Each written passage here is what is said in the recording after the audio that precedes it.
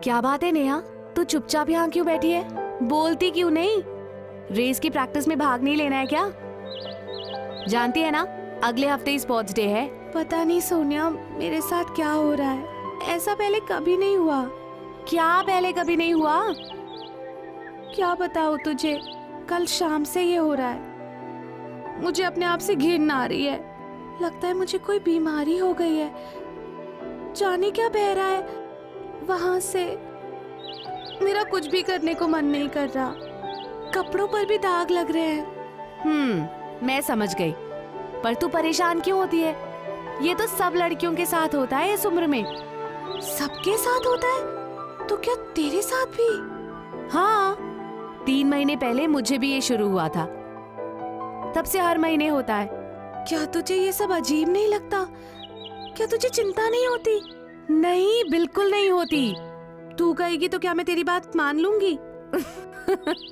अच्छा ठीक है, मेरी बात नहीं मानेगी पर दीदी की बात तो मानेगी ना। कौन सी दीदी? वर्ल्ड विजन संस्था की दीदी। तो उन्होंने तुझे ये सब बताया? मुझे ही नहीं, बस्ती की कई लड़कियों को उन्होंने बताया है इस बारे में। तू भी दीदी के पास चल, वो तो बहुत अच्छी हैं, सबसे प्यार के साथ बात करती हैं। तो वो मेरी चिंता दूर कर देंगी? हाँ, तू चल तो सही मेरे साथ। मैं अपनी माँ के साथ चलूंगी। हाँ, चाची जी को भी ले आना। शाम को मैं भी मिलूंगी तुम्हें दीदी के दफ्तर में।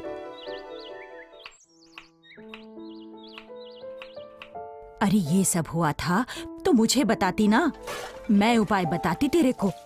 बोल, मुझसे क्यों नहीं कहा? वो तुमसे कहने में शर्म आ रही थी। और अब उस दीदी के पास जाने में शर्म नहीं आ रही? वो तो सोनिया ने मुझसे कहा कि दीदी इस बारे में पूरी जानकारी देंगी। हाँ, और जैसे हम तो कुछ जानते ही नहीं ना। अच्छा, पहली बात सुन, जब तक ये सब बंद ना हो जाए तब तक तू रसोई घर में नहीं जाएगी। हाँ, क्यों माँ? अरे इन दिनों इस बात की सावधानी रखी जाती है। अरे क्या हुआ मधु भाभी, नेहा रसोई घर में क्यों नहीं जाएगी? अरे आओ बेला, आओ बैठो, बताओ तो हुआ क्या? अरे क्या पूछती हो बेला, इसे महीना शुरू हो गया है, अब इन बातों की सावधानी तो रखनी ही पड़ेगी ना। नहीं भाभी, ये सब गलत है। गलत है?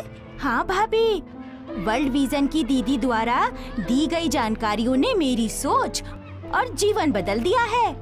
अरे उन्हीं दीदी के पास जाने के लिए तो नेहा भी कह रही थी मुझसे। तो फिर मान लो ना इसकी बात, जानकारी लेने में कोई हर्ज नहीं है। तुम आज शाम को ही नेहा को साथ ले जाकर दीदी से मिल लो। तो ठीक है नेहा, हम शाम को जरूर चलेंगे तुम्हारी दीदी के पास।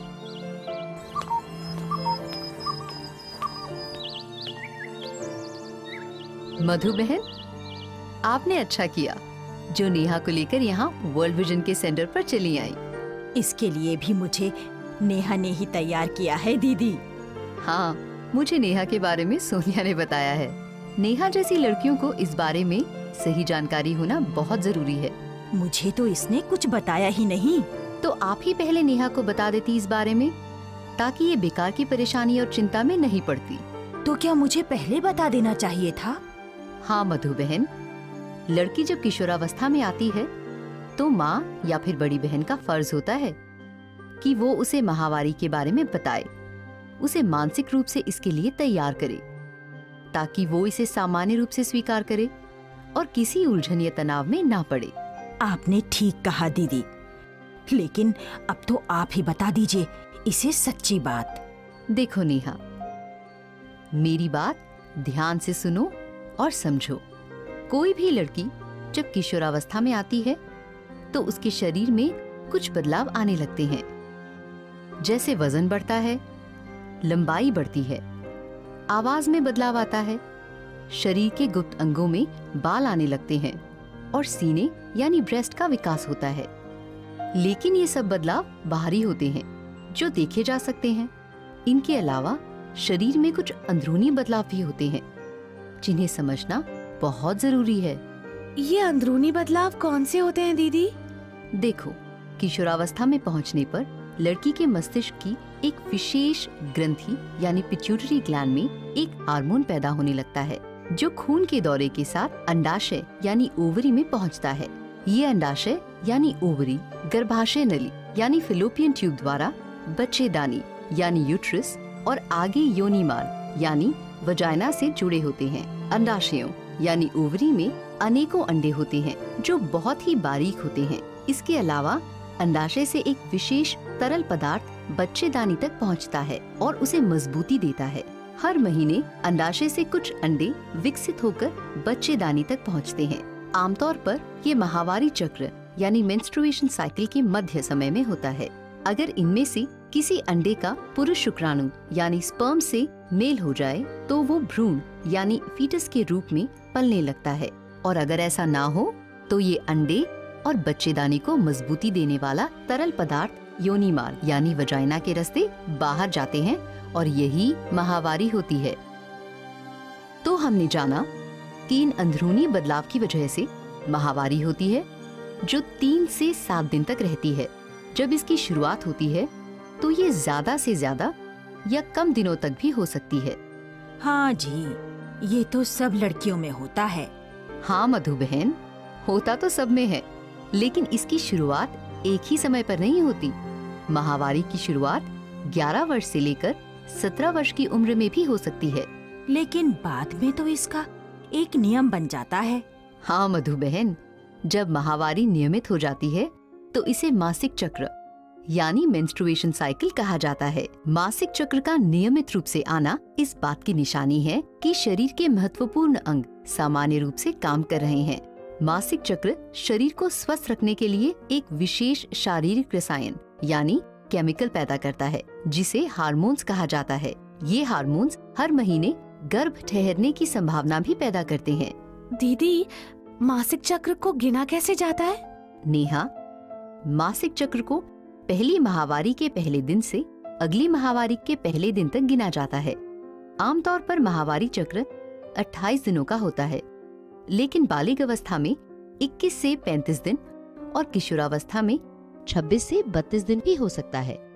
तो इसका मतलब हुआ दीदी कि माहवारी शुरू होने की तारीख बदल भी सकती है। नेहा, जैसे मैंने कहा कि आमतौर पर एक माहवारी समाप्त होने के 28 दिनों के बाद अगली माहवारी होती है, लेकिन शुरुआत में ये जल्दी या देर से भी हो सकती है। इससे घबराना नहीं चाहिए, ये बाद में नियमित हो जाती है। इसके लिए अच्छा होगा कि हर लड़की अपनी माहवारी का एक कैलेंडर रखे, ताकि माहवारी के समय और इसके दिनों का ख्याल रखा जा सके।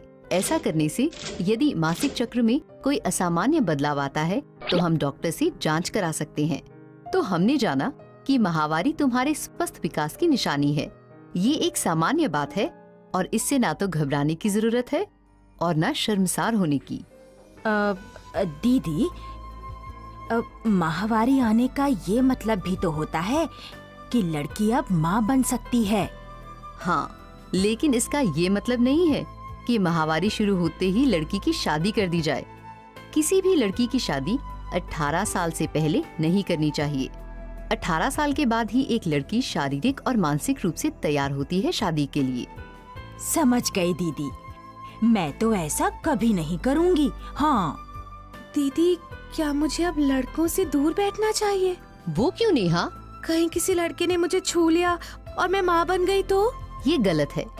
ये सही है कि पुरुष और स्त्री के मिलन से ही गर्भ ठहरता है, लेकिन छूने भर से ऐसा नहीं होता। तुम्हारी गलतफहमी मिटाने के लिए मैं तुम्हें सच्ची बात बताती हूँ। देखो, स्त्री का गर्भ तभी ठहरता है जब स्त्री के अंडाशय यानी ओवरी से उत्पन्न अंडे से पुरुष के शुक्राणु का मिलन होता है। ये मिलन अंडाशय नली यानी फिलोपियन ट्यूब में होता है और स्त्री पुरुष द्वारा परस्पर सहवास करने से होता है। हमें ये भी जान लेना चाहिए कि एक बार सहवास करने से ही गर्भ ठहर सकता है। क्यों नेहा, अब तो तुम्हारी गलतफहमी दूर हो गई ना? दीदी, आप नेहा को माहवारी के दौरान सफाई रखना भी बताइए, जैसे हम सबको बताया था। हाँ नेहा, माहवारी के दौरान सफाई रखना भी बहुत जरूरी है, नहीं तो कोई संक्रमण यानी इन्फेक्शन होने का खतरा रहता है। इस बारे में तुम्हारी माताजी को भी ध्यान रखना चाहिए।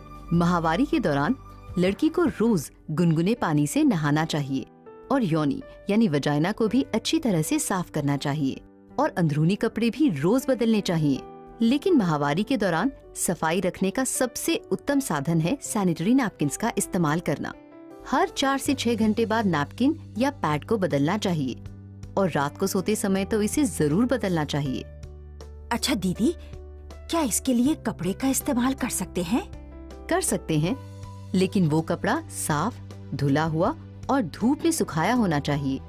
यदि उस कपड़े को दोबारा इस्तेमाल करना है तो भी उसे साबुन में धोकर धूप में सुखा कर रख लेना चाहिए। दीदी, माहवारी के दौरान कुछ मुश्किलें भी महसूस होती हैं। क्या कह रही हो माँ? कौन सी मुश्किलें? घबराओ नहीं नेहा, ये तो माहवारी का ही हिस्सा है। माहवारी के दौरान पेट के निचले हिस्से यानी लोअर एब्डोमेन में दर्द, सिर दर्द, मरोड़ या अकड़न यानी क्रैम्पिंग की शिकायत हो सकती है। कभी कभी खाने की इच्छा बढ़ जाती है या फिर कब्ज भी महसूस हो सकती है। ये सब लक्षण सामान्य होते हैं, इसलिए इनसे घबराना नहीं चाहिए और इसके लिए दवाओं का इस्तेमाल नहीं करना चाहिए। हाँ, अगर दर्द या तकलीफ बढ़ जाए या सही न जाए तो तुरंत डॉक्टर या स्वास्थ्य कार्यकर्ता से संपर्क करना चाहिए। दीदी, क्या मैं माहवारी में कुछ भी खा सकती हूँ? हाँ नेहा, तुम घर का पका सब कुछ खा सकती हो और तुम्हें खाना भी चाहिए। मधु बहन, आप भी ध्यान रखें कि इस दौरान नेहा को संतुलित और पौष्टिक भोजन मिले और उसमें हरी पत्तेदार सब्जियां जरूर शामिल होनी चाहिए, क्योंकि इस दौरान लड़की को लोहा तत्व यानी आयरन की जरूरत होती है। अब दीदी, इन दिनों नेहा को कुछ सावधानियां तो रखनी होंगी ना, जैसे अचार ना छूना वगैरह वगैरह? नहीं मधु बहन, ये सब अंधविश्वास है, इनका कोई वैज्ञानिक आधार नहीं है, इसलिए इन्हें नहीं मानना चाहिए। माहवारी के दौरान लड़की अचार आदि को ना छुए, रसोई घर या पूजा के स्थान पर न जाए, इस दौरान वो नए कपड़े ना पहने, चारपाई पर ना सोए या सबके साथ ना खेले। ये सब बातें गलत हैं। इन्हें अपनाने के लिए लड़की को मजबूर नहीं करना चाहिए। इससे लड़की के मन में हीनता, दहशत और अंधविश्वास पैदा होते हैं, जो ना तो उसकी मन की सेहत के लिए अच्छे हैं और ना ही तन की सेहत के लिए। अब तो तुम्हारी चिंता दूर हो गई ना नेहा? अब तो तुम माहवारी के दिनों में भी हम सबके साथ खेल कूद सकती हो। हाँ नेहा, इस दौरान तुम अपने सारे काम कर सकती हो। दीदी, आज आपसे नेहा को तो सही ज्ञान मिला ही है। मेरी भी आंखें खुल गईं। आपने जो बताया मैं उसका पूरा ख्याल रखूंगी और अपनी नेहा को खुश और सेहतमंद रखूंगी।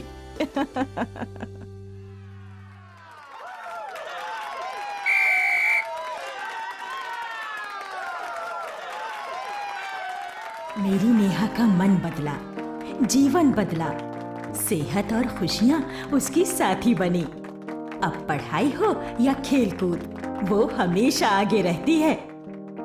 सच ही तो है, सही बातों की जानकारी लड़कियों के लिए कितनी अनमोल होती है।